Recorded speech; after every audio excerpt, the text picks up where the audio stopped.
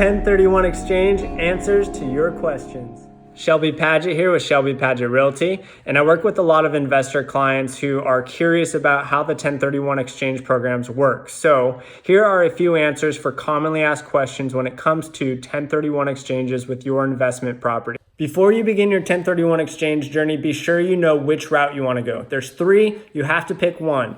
One is the 3-property rule. You can select up to 3 properties, but you must close on one, and the value can be of any value you'd like. The option number 2 is the 200% rule. This means that the identified properties can be of any amount, so as many properties as you'd like, as long as the total value of those selected properties does not exceed 200% of your sold property value. And then lastly, there's the 95% rule option, where you can go ahead and select as many properties as you'd like of any value, as long as you close on up to 95% or more of those properties within the 180-day period. Your property has to be exchanged for like property. What that means is pretty much any other real estate can be considered like property. You can trade an apartment complex for bare land or a duplex for a commercial space. But what you can't do is qualify your personal residence or a vacation home, as those are oftentimes not qualified for 1031 exchanges.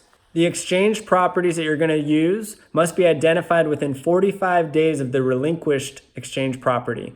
This means that they must be identified unambiguously. You can use their legal description or a mailing address, which would suffice. With the identified properties in place, you will have 180 total days for the exchange to fully take place. That means you must fund and record and close on those properties identified.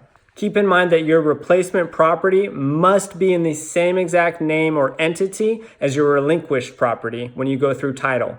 Despite many people wanting to do this, you cannot use exchange funds to pay down an existing mortgage that you have on a property you own. You can, in fact, use your exchange funds to build improvements on your replacement property, but be sure you talk to your title company about special purpose entity process.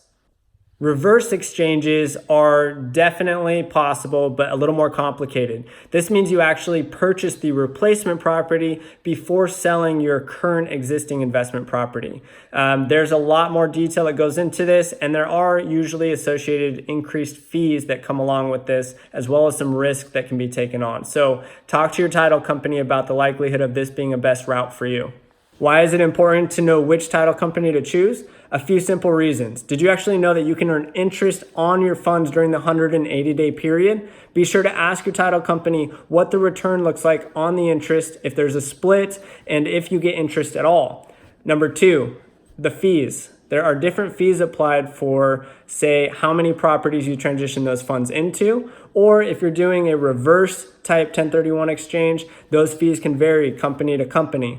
And lastly, make sure you know who regulates those funds for 1031 exchanges in your state. For instance, in Idaho, the State Department of Finance oversees the policies that regulate 1031 exchanges that prevent commingling to take place. That's not the same in every state. So do your homework and check into it with your real estate agent to see who might be best suited for you and your 1031 exchange. Thanks for listening, guys. Hope you learned something about 1031 exchanges, as they can be somewhat complicated and confusing for a lot of investors. And if you have any additional questions, shoot me a message, text me, or leave a comment below, and I'll get back to you as soon as possible. Have a great day. Talk to you later.